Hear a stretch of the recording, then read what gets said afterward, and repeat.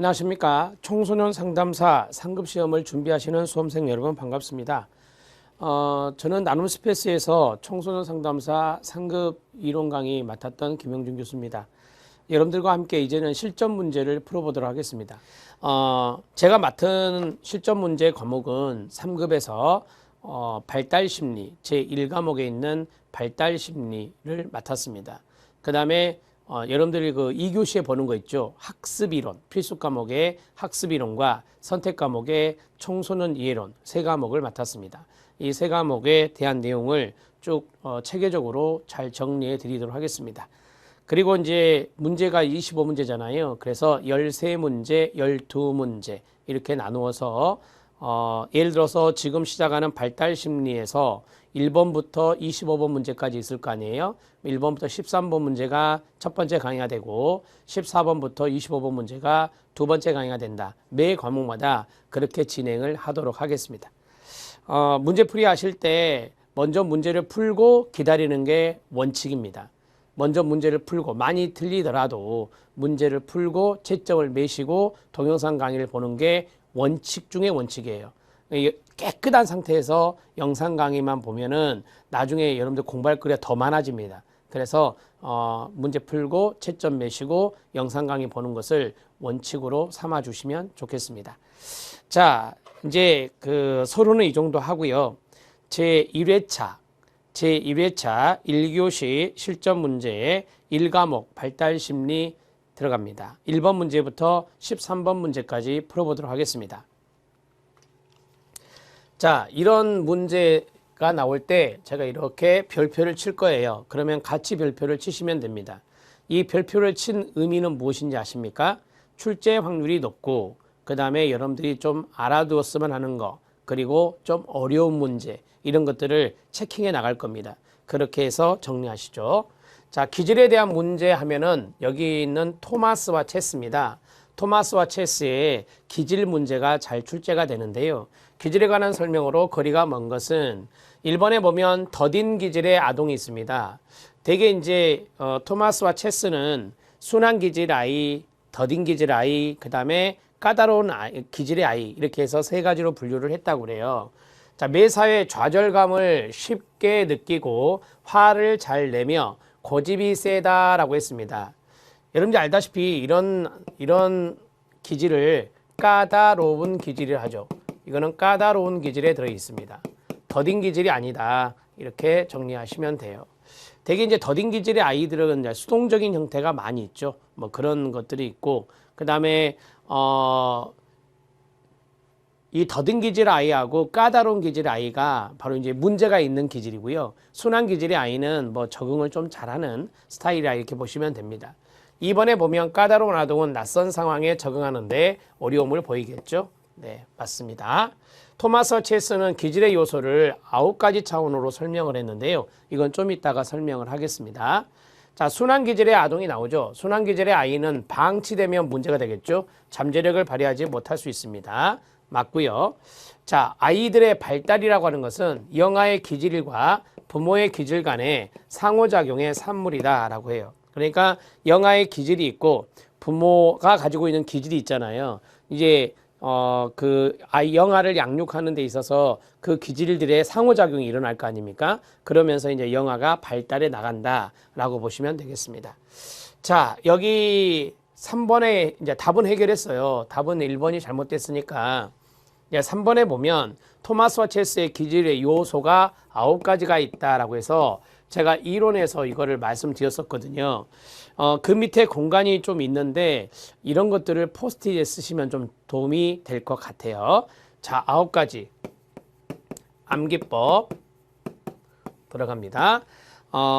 주의 산만, 그 다음에 활동 규칙, 자, 그리고 식욕 반응, 그 다음에 기, 적, 접근입니다. 이렇게 해서 정리할 수 있습니다. 자, 이상의 암기법에서 이제 주의 산만, 활동 규칙, 식욕 반응, 기적 접근인데 여기에 있는 내용을 풀어드려야 되겠죠. 자, 여기 주의, 산만, 활동, 규칙, 식역, 반응, 기, 적, 접근 이렇게 해서 모두 9개의 밑줄이 있습니다. 이게 바로 토마스 체스가 말한 9가지의 기질 요소다. 이렇게 보시면 되고요. 자, 첫 번째가 여기죠. 주의 범위와 지속성입니다. 아래였을까요? 주의 범위와 지속성이라고 합니다. 그러니까 아이들의 어떤 주의적인 주의 범위 그런 것들과 어떤 지속성 이런 것들이고요. 주의력과 연관성이 있겠죠. 그 다음에 두 번째 아시겠죠? 뭔지 산만성입니다. 슬래시를 하겠습니다. 산만성. 그 다음에 무엇인지 알겠죠? 신체 활동량을 말하는 활동성을 말합니다. 그 다음에 규칙성을 말합니다. 이 규칙성은 예측 가능한 걸 말해요. 예측 가능한 걸. 아이들이 뭐 까다로운 기질의 아이는 예측이 불가능하잖아요. 예측이 어렵잖아요. 순한 기질의 아이는 예측이 어느 정도 되고 이런 것들을 이야기하는 겁니다. 자, 이거는 반응을 하는데 필요한 자극의 양이라고 그래요. 식역이라고 하는데 그냥 여러분들이 이거는 식역이라고 정리하시면 되고요. 식역은 자극의 양이다. 반응을 일으키는데 자극의 양 이런 것들이고요. 그 다음에 이거는 반응 강도라고 합니다. 반응에 대한 강도와 연관성이 있고 그 다음에 이건 기본 특성입니다. 정서적인 부분이 되겠죠. 기본 특성이 되고 그 다음에 이 적은 적응성과 연관성이 있어요. 적응 정도, 적응성과 연관성이 있다라고 보시고요. 이거는 접근과 회피라고 합니다. 접근과 회피 이렇게 정리를 하시면 되죠. 그러니까 뭐 접근했을 때, 그 다음에 접근 정도와 회피 정도 이걸 본다라고 보시면 돼요. 아이의 기질이 뭐 엄마한테 접근하는 정도가 어느 정도고 회피하는 정도가 어느 정도냐 그런 것들을 보고 이제 우리가 기질을 생각해 볼 수 있겠죠. 이제까지 출제하면서 기출문제에서 이게 출제가 됐어요. 이게 출제가 됐기 때문에 암기법으로 제가 이제 이론에 설명해 드렸잖아요. 그래서 이 내용을 꼭 외우셔야 됩니다. 아셨죠? 이 문제 푸는 것도 중요하지만 여기 있는 9가지를 어느 것들이 있었는가 그런 것들을 좀 확인해 주시죠. 자, 포스트잇에 써주시고요. 1번의 답은 1번입니다. 자, 2번 들어갑니다. 2번 문제는 뭐 어려운 문제는 아니에요. 인간의 정신을 다양한 에너지들의 상호작용하는 힘의 체계로 보고 무의식, 성적 욕구 이건 모르신 분은 없을 것 같습니다. 지그먼트 프로이트의 정신분석 이론이다. 3번이 답이 되죠. 자, 이거 푸시고 좋아하시면 안 됩니다. 이런 스타일의 문제 간혹 이렇게 아주 쉬운 문제가 25문제에서 한 30문제 정도는 나와요. 여러분들이 딱 보고 이거다 이게 체킹하는 문제가 있긴 있습니다. 자, 융의 분석 심리 이론인데 융의 분석 심리 이론에서 키워드를 한번 써볼게요. 여기는 집단 무의식이라고 하는 것을 강조했죠. 구스타브 칼 융은 집단 무의식이라고 하는 거, 그 다음에 원형이라고 하는 거 이런 것들을 강조했던 학자고요. 그 다음에 이분은 인간의 발달 단계를 나눴을 때 중년기를 강조한 사람이다. 중년기를 강조한 사람이다. 이렇게 정리할 수 있습니다. 매슬로우의 자아실현 이론이라고 하는데요. 자아실현 욕구를 생각하시면 되겠죠. 이거 매슬로우는 욕구 위계 이론이라고 하죠. 욕구 위계 이론. 이렇게 해서 생리적 욕구, 안전의 욕구, 소속과 애정의 욕구, 자기 존중의 욕구, 자아실현의 욕구 이런 식으로 정리할 수 있습니다. 프로이트 정신이론은 정신분석 이론은 뭐 무의식이라든지 말씀드린 대로 성적 욕구, 성적 본능, 성적 충동 이런 것들을 강조했던 사람으로서 심리 성적 이론이라고도 하죠. 심리 성적 이론 이 정도만 정리하시죠. 펄스의 게슈탈트 이론입니다. 펄스의 게슈탈트 이론은 되게 이제 상담 이론에서 여기에 들어가는데 형태주의 상담과 연관성이 있습니다. 형태주의 상담과 연관성이 있다라고 보시면 되고요. 뭐 게슈탈트에서 정리할 수 있는 상담 이론은 여러 가지가 있지만 게슈탈트에서 우리가 좀 신경 써야 될 것이 뭐 어웨어니스라고 하는 각성이라고 하는 것이 있죠. 어웨어니스, 각성, 자각 이런 것들을 강조합니다. 그래서 자각 기법들이 많이 있어요. 자각 기법들 뭐 우리가 환경에 대한 자각, 그 다음에 언어 자각, 신체 자각 뭐 이런 자각 기법들이 많이 있다라고 보시면 되겠습니다. 자, 이 게슈탈트 펄스의 게슈탈트에서 지급력이 이런 거 강조한 거 아시죠? 지급력이 이러한 것들을 강조한다. 자, 현상학 이론이 있습니다. 로저스예요. 칼 로저스의 현상학 이론인데 현상학 이론에서 중요한 것이 뭐 현상학적 자항이라든지 현상학적 자항. 현상학적 자항은 뭐겠어요? 지금 여기에서 지금 여기 현재를 말하죠. 현재에서 주관적으로 경험하는 인간의 주관적인 경험을 중요하게 생각하거든요. 주관적으로 경험하는 장, 그것을 우리는 현상학적 장이다 이렇게 이야기를 해요. 주관적 경험 이런 거 강조하고 하나만 더 할게요. 로저스가 현상학 이론에 이야기했던 것이 이거예요. 충분히 기능하는 사람, 완전히 기능하는 사람, 충분히 기능하는 사람의 조건을 5가지로 제시했죠. 조건을 5가지로 제시했다. 이 정도 알아두시죠. 됐습니다. 답은 3번입니다.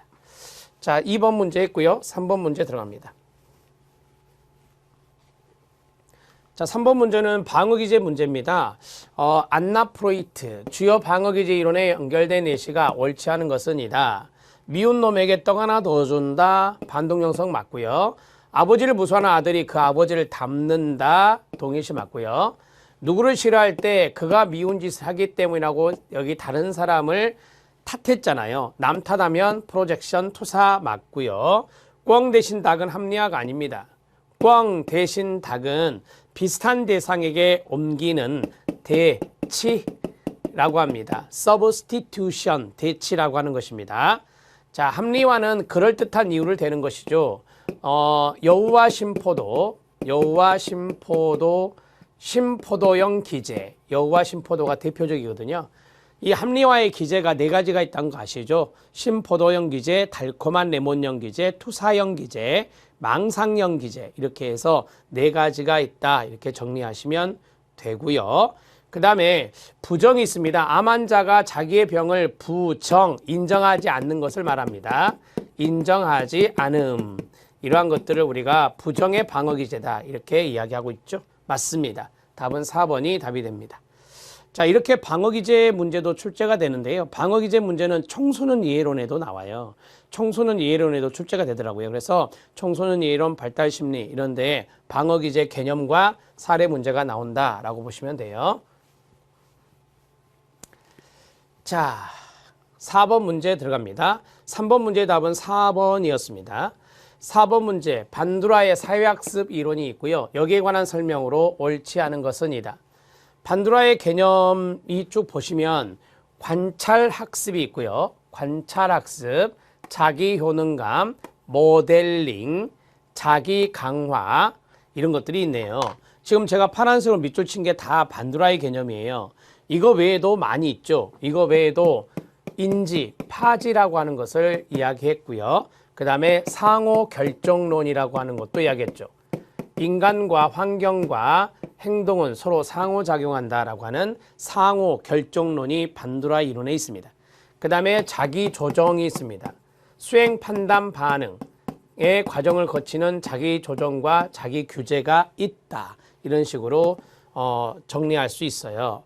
자, 관찰학습을 통해서 학습을 할 수 있다. 맞고요. 관찰학습의 과정이 어떻게 되죠? 암기법, 주, 파, 운, 동이 됩니다. 주파 운동이 뭔데요? 네, 주의 집중, 파지, 운동재생, 동기화 이렇게 해서 4단계가 관찰학습 과정입니다. 자, 자기 효능감이란 게 있어요. 자기 효능감이 무엇입니까? 자, 여러분들은 시험을 앞두고 있습니다. 내가 그 시험 합격을 위해서 내가 신념을 갖고 책임 있는 행동을 쭉 진행할 것이다. 그리고 나는 그 시험에 합격할 수 있다라고 하는 여러분들의 믿음, 신념 이런 것들을 자기 효능감이라고 반두라는 이야기하고 있어요. 그러면 그러한 자기 효능감이 생기는 원천이 있는데 그 원천이 4가지입니다. 첫 번째, 개인의 과거 성취 경험. 두 번째, 다른 사람의 성취 대리 경험. 신체적 정서적 상태. 이게 3번째, 되게 정서적 각성이라고 하죠. 그 다음에 언어적 설득. 다른 사람의 언어적 설득. 이 4가지로 비롯된다고 해요. 그래서 자기 효능감의 원천입니다. 자기 효능감의 원천으로 정리를 해 주시고요. 별도로 출제된 바 있습니다. 모델링은 다른 사람이 행동하는 것을 보고 들으며 그 행동을 따라하는 것을 우리가 모델링이라고 하고요. 이것을 모방이라고도 하죠. 모델링 모방 이렇게 정리하시죠. 인간은 자기 강화를 통해 자기 스스로예요. 자기 스스로 바람직한 것을 더 하려고 하는 자기 강화를 통해 자신의 행동을 유지 변화시켜 나간다라고 말했어요. 자기 강화 알아두셔야 됩니다. 자, 강화는 학습이 일어나기 위한 필수 요건이다. 이거는 스키너의 이야기죠. 이거는 조작적 조건하의 스키너의 이야기예요. 우리가 이제 반두라 학자 같은 경우는 외부로부터의 강화, 이게 강화인데 외부로부터의 강화가 꼭 필수적인 것은 아니다. 그렇게 이야기했고, 그 다음에 이 사람이 강조했던 것은 이 강화보다는 자기 강화를 더욱더 강조했던 사람이죠. 그래서 자기 강화를 통해서 자신의 행동, 인간의 행동은 유지 변화된다 이렇게 강조했던 분이에요. 자, 5번은 스키너의 이론에 가깝기 때문에 답은 5번이 답이 되겠습니다. 5번 문제 들어갑니다. 자, 5번 문제는 로저스. 제가 앞에서 로저스 이야기를 잠깐 했는데요. 로저스는 인간 중심 상담 이론이라고도 하는데, 자, 이거는 이제 상담 이론이고요. 그 다음에 현상학 이론을 기반으로 하고 있어요. 현상학 이론을 기반으로 하고 있는데, 자, 충분히 기능하는 사람의 성격 특성. 제가 앞에서 5가지 말씀드렸잖아요. 첫 번째, 창조성 맞습니다. 경험에 대한 개방성 맞습니다. 실존적인 삶 맞습니다. 매사 충실한 삶을 살아가는 것이 바로 실존적인 삶이라고 말합니다. 타인으로부터 기대되는 삶 아니고요. 자, 기억, 니은, 디귿 3가지만 여기서 취하셔야 됩니다. 기억, 니은, 디귿 1번이 답이 됩니다. 제가 5가지가 있다라고 말씀을 드렸었죠. 그러면 나머지 2가지를 해결하셔야 됩니다. 플러스. 자, 첫 번째는 무엇이냐면 이겁니다. 자기 신뢰입니다. 자기 신뢰. 자신의 유기체에 대한 신뢰를 말해요. 그러니까 충분히 기능한 사람이 되려면 타인으로부터의 신뢰도 아니고 자기 스스로 자기 신뢰를 해야 된다라고 하는 것이고요. 점. 그 다음에 하나 남은 것은 뭐냐면 선택의 자유입니다. 선택의 자유. 어떤 행동이나 어떤 선택의 자유가 필요한데 이 자유가 중요한 단어예요. 이런 것들이 있어야 충분히 기능한 사람이 될 수 있다라고 로저스는 이야기하고 있어요. 5번의 답은 1번입니다. 6번 문제 들어갑니다. 6번 문제는 프로이드와 에릭슨의 발달 단계를 잘 못 연결한 것은입니다. 구항남잠생 순서대로 되어 있고요. 구강기, 항문기, 남근기, 잠복기, 생식기입니다. 에릭슨 거 들어갑니다. 신, 불, 자, 수, 주, 죄, 근, 열.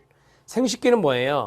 생식기는 자아 통합이 아니라 자아 정체감 형성, 자아 정체감 형성대 역할 혼란 이렇게 들어가는 것이 더 맞을 겁니다.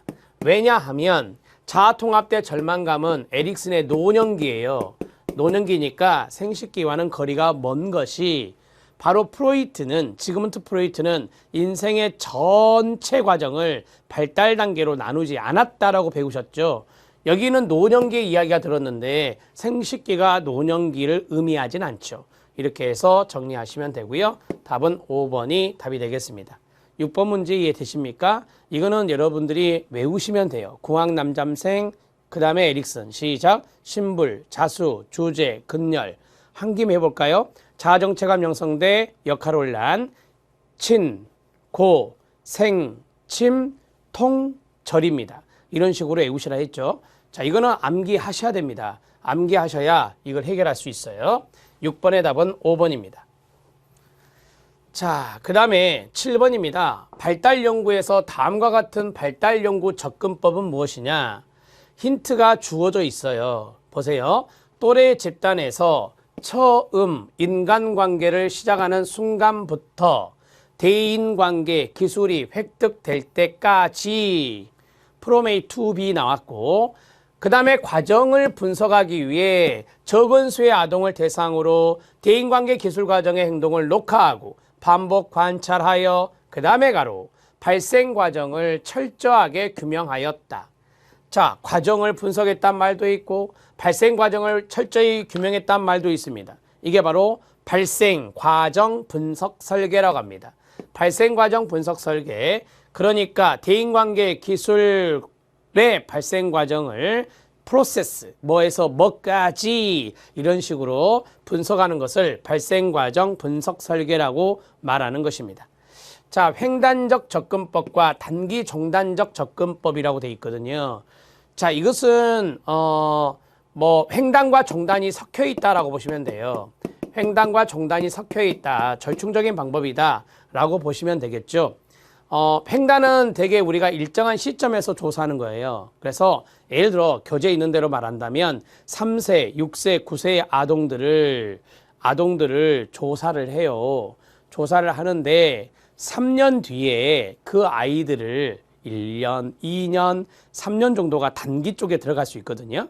그래서 3년, 2년, 1년 지나고 나서 그 아이들을 다시 조사해요. 그게 단기 종단이거든요. 그래서 횡단과 단기 종단 두 가지가 같이 있는 거다라고 보시면 되는 겁니다.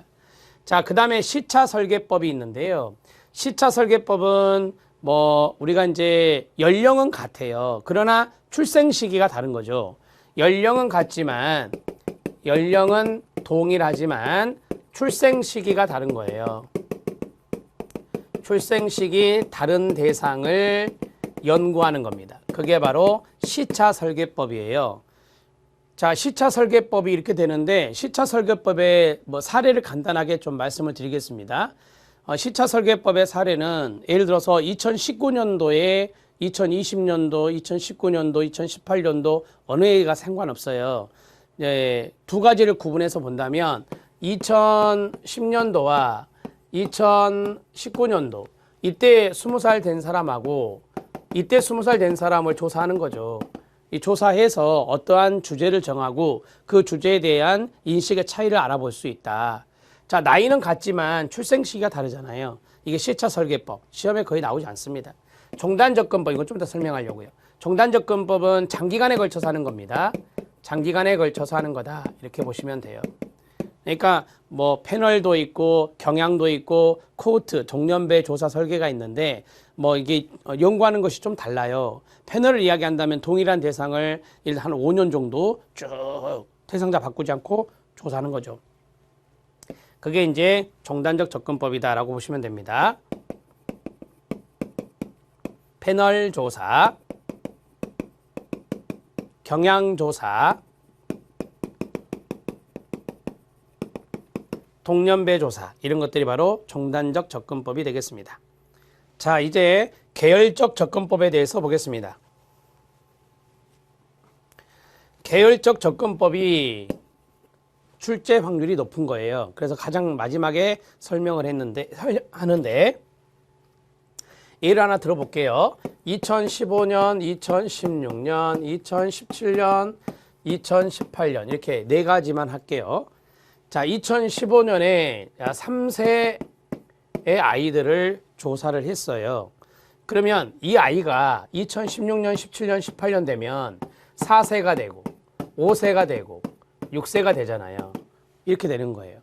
그런데 이 3세 아이를 이제 조사를 했기 때문에 여기에 3세 아이를 또 조사를 하는 거죠. 2016년에 3세 된 아이를. 그러면 이 3세 된 아이와 4세 된 아이 여기 같이 조사하는 거니까 이 아이가 4세, 5세, 6세 될 때 4세 됐을 때 대상자에 넣거든요. 이때 3세였던 아이도 넣고요. 그럼 여러분들이 해보세요. 이 아이가 또 2017년도에는 4세가 되죠. 몇 세가 돼요? 5세가 되는 거예요. 그럼 또 이게 3세가 또 들어가요. 2017년도에 3세 아이를 넣는 거예요. 그래서 2015년도에 3세 아이 조사, 2016년에는 3세와 4세, 이 3세 아이가 4세가 된 이때를 이 아이를 조사하는 거고 5세, 그 다음에 여기는 4세, 여기는 3세가 되는 거죠. 이런 식으로 조사를 하는 거예요. 이런 식으로. 그럼 여기는 한번 만들어 보세요. 여기가 4세가 되겠죠. 그 다음 밑에 몇 세가 있어요? 3세가 있겠네요. 3, 4, 5, 6 이렇게 이제 조사를 해 나가는 겁니다. 이런 스타일의 그림을 우리가 계열적 접근법이다 이렇게 말해요. 자, 이거는 순차적으로 간 거 생각나시죠? 그래서 순차적 접근법이라고도 해요. 계열적 접근법, 순차적 접근법 이렇게 잘 알아놓으시고요. 대개 계열적 접근법, 순차적 접근법은 연령이 들어가 있죠. 연령효가 알 수 있어요. 그 다음에 2015, 16, 17, 18 이렇게 있잖아요. 측정시기라고 해요. 측정시기 효과, 연령 효과, 측정시기 효과. 그 다음에 연령의 집단이 다르잖아요. 3세 집단, 4세 집단, 3세 집단, 4세 집단, 5세 집단이잖아요. 그래서 출생 연령 집단, 출생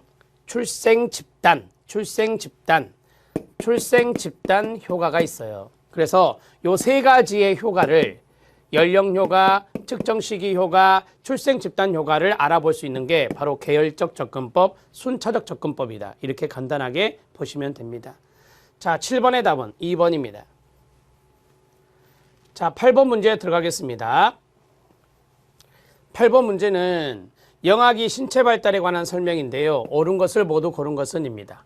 신체 발달 원리 아시죠? 머리에서부터 시작해서 아래로 내려오고요. 중심에서 시작해서 말초부로 발달하나요? 네, 맞습니다. 상부에서 하부, 중심에서 말초.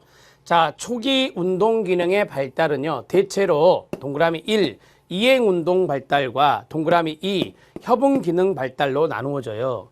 자, 먼저 시작되는 게 이행 운동 발달이에요. 여기 리을에 보면 이행 운동 기능이 나와요. 이행 운동 기능. 자, 머리를 들고 그 다음에 뒤집고, 그 다음에 혼자 앉고, 그 다음에 혼자 서고, 그 다음에 가구 잡고 걷고, 여기 이거 지워야겠죠? 자, 잘 걷고, 혼자 걷는 거예요. 그 다음에 계단 오르기 등의 순서. 맞습니까? 네, 맞아요. 머리 들고 뒤집고, 혼자 앉고, 그 다음 혼자 서고, 그 다음에 가구 잡고 옆으로 이제 걷고요. 그 다음에 혼자 잘 걷고, 그 다음에 계단 오르는 거예요. 자, 이런 것들이 순서대로 나열되는 것이 시험에 잘 출제가 되니까 리을 별표 쳐주시고요. 자, 그 다음에 이제 초기 운동 기능의 발달, 이행 운동 발달이 있고요. 그 다음에 협응 기능이 있는데 되게 협응 기능은 어떠한 감각적인 부분과 운동적인 부분들을 같이 협응하는, 뭐 예를 들어서 비주얼 모터의 협응 이런 것들이 있잖아요. 이게 협응 기능인데 이거는 되게 영아기가 아니라 유아기 때 발달한다 그래요. 유아기 때 급격히 발달한다 이렇게 정리하시면 되는데요. 영아기 동안 협응 기능은 급격하게 발달하는 게 아니라 유아기 동안 발달한다 이렇게 정리하시면 되겠네요. 기억과 니은과 리을이 답이 되겠습니다. 자, 8번 문제 해결해 드렸습니다. 8번 문제에서 리을 지문 알아놓으세요. 제가 이론에서도 말씀을 드렸습니다. 기억, 니은, 리을. 8번의 답은 2번이 답이 되겠습니다.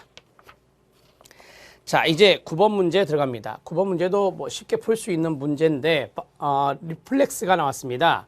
발바닥, 발바닥, 발등 위쪽으로 부채살처럼 펴는 반사는 바빈스키 반사 이렇게 외우시라겠죠. 우리가 이제 원시 반사가 있고요. 그 다음에 생존 반사가 있는데요. 모로 반사는 원시 반사예요. 소멸됩니다. 빨기 반사는 생존 반사입니다. 소멸되지 않습니다. 파악 반사, 쥐기 반사, 원시 반사입니다. 소멸됩니다. 걷기 반사는 이거예요.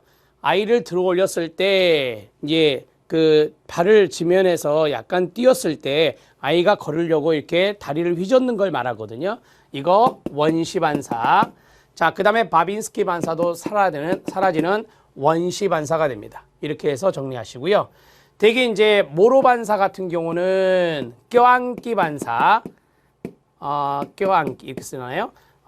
껴안는 것을 이렇게 하는 거, 이렇게 껴안기 이게 맞겠죠? 껴안기 반사, 움츠림 반사, 그 다음에 경악 반사, 깜짝 큰 소리에 놀랐을 때 경악 반사. 이런 개념으로 쓸 수 있는 것이 모로 반사예요. 모로 반사는 큰 소리를 들었을 때 아이가 이제 깜짝 놀라면서 팔과 다리를 움츠리면서 아래로 쭉 펴는 거죠. 이런 것들을 우리가 모로 반사 이렇게 말합니다. 자, 파악 반사는 쥐기 반사라고 말씀드렸고 뭐 다 설명해 드렸습니다. 여기에서 원시 반사와 생존 반사 이런 것들로 잘 구분하셔야 되는데 원시 반사 이 네 가지 정도는 꼭 잊지 말고 기억해 주시기 바랍니다. 답은 5번입니다. 자, 10번 문제 들어갑니다. 부모의 자녀 양육 방식을 이야기했던 대표적인 사람이 바움린드입니다. 이 바움린드의 부모 양육 방식에 관한 설명인데요. 보니까 첫 번째 권위적 양육 방식, 민주형이라고 하죠. 민주형. 그 다음에 허용적 양육 방식, 이거를 이계형이라고 하죠. 이계형이라 해요. 방임적 양육 방식, 이게 방임형이라고 해요. 그 다음에 권위주의적, 이거는 권위주의가 들어갔잖아요. 그래서 이거를 권위형이다 이렇게 말해요. 권위형, 이거는 전제형이다. 전제형, 독재 생각하면 돼요. 이런 것들이 바로 권위주의적 양육 방식이 됩니다. 자, 그러면 가장 바람직한 것이 민주형이라고 우리가 하죠. 이 자녀 양육 방식을 두 가지 차원에서 나누어요. 애정 플러스 통제예요. 애정의 정도와 통제의 정도에 따라서 나누는 것이 네 가지. 그게 바로 부모의 자녀 양육 방식인데요. 첫 번째 보겠습니다. 권위적 양육 방식은 부모가 권위에 의해 일방적으로 지시한다. 뭐겠어요? 전제형이겠죠. 즉 권위주의적 양육 방식이어야 돼요. 그 다음에 허용적 양육 방식은 자녀를 많이 허용하기 때문에 적절해요? 아니에요. 이거는 통제하지 않고 너무 오냐오냐 키우는 거예요. 애정이 듬뿍 있는 거예요. 통제가 없고, 이것을 이계형이라는데 부적절한 거죠. 부적절한 양육 방식이다. 이렇게 정리하시면 됩니다. 자, 방임적 양육 방식은 부모가 자녀들의 요구를 방치해요. 요구에 둔감해요. 맞아요. 권위주의적 양육 방식은 부모가 자녀에게 냉담하고 거부적이에요. 상당히 전제형이기 때문에 냉담하고 거부적이라 말할 수 있어요. 자, 이거는 뭐냐면 쉽게 말하면 애정이 없는 거예요. 애정이 없고 통제만 있는 거예요. 그게 바로 권위주의적 양육 방식인 전제형이다. 이렇게 보시면 돼요. 디귿과 리을이 옳은 내용이 되겠습니다.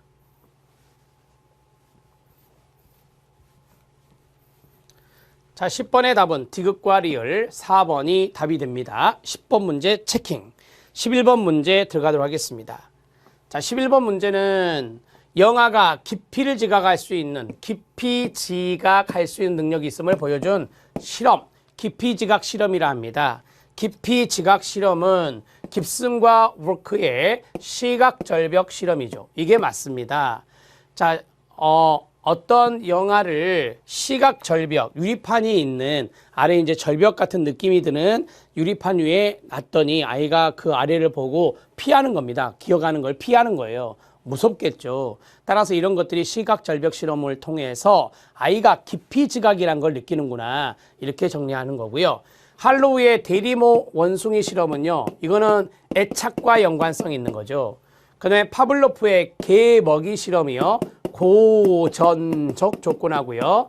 고전적 조건화, 이걸 조건 반사를 발견했던 것이죠. 그 다음에 스키너의 쥐 실험 같은 경우는 조작적 조건화입니다. 조작적 조건화와 연관성이 있고, 로렌츠의 각인 실험이 있어요. 거의 각인 실험, 각인 실험도 마찬가지 애착과 연관성이 있다라고 보시면 됩니다. 동물 행동학적 이론 학자가 바로 로렌츠죠. 동물 행동학 이론의 학자입니다. 동물 행동학 이론의 학자 로렌츠가 각인 실험을 했는데 애착과 연관성이 있습니다. 답은 1번입니다. 깁슨과 워크의 시각 절벽 실험이라고 하는 것이 깊이 지각을 알 수 있는 것이다. 12번 문제 들어갑니다. 죽음에 대한 피해 과정의 단계인데요. 5단계로 나누어져 있는데, 자, 여기 단계를 보면 엘리자베스 큐블러 로스의 이야기입니다. 큐블러 로스의 이야기가 바로 여기에 있는데요. 바르게 나이란 것은입니다. 자, 죽음에 대한 피해 과정 큐블러 로스 암기법이 무엇입니까? 부분타우수입니다. 부분타우수. 부분타우수 꼭 외우시고요. 첫 번째 부정, 두 번째 분노, 세 번째 타협, 네 번째 우울, 마지막은 수용입니다. 이렇게 해서 정리할 수 있는데, 죽음을 선고받으면 충격받고 믿지 않으려고 합니다. 부정이죠. 왜 하필 나인가? 분노를 품습니다. 화를 낸다는 거죠. 분노. 생명 연장이나 고통 감소를 위해 여러 가지 약속을 합니다. 이게 바로 협상, 타협이라고 하는 겁니다. 생명 연장이나 고통 감소를 위해서 생명의 상실과 사랑하는 이들과의 이별을 앞두고 느끼는 감정이 바로 우울한 감정이 되겠죠. 상실, 그 다음에 이별 이런 거니까 우울한 감정이 생각나야 되고요. 평화롭게 죽음을 맞을 준비를 한다. 이게 바로 죽음을 맞을 준비니까 받아들이는 거죠. 수용입니다. 이렇게 해서 정리하시면 A, B, C, D, E, 부, 분, 타, 우, 수가 되는 거예요. 이렇게 정리하시죠. 답은 2번입니다.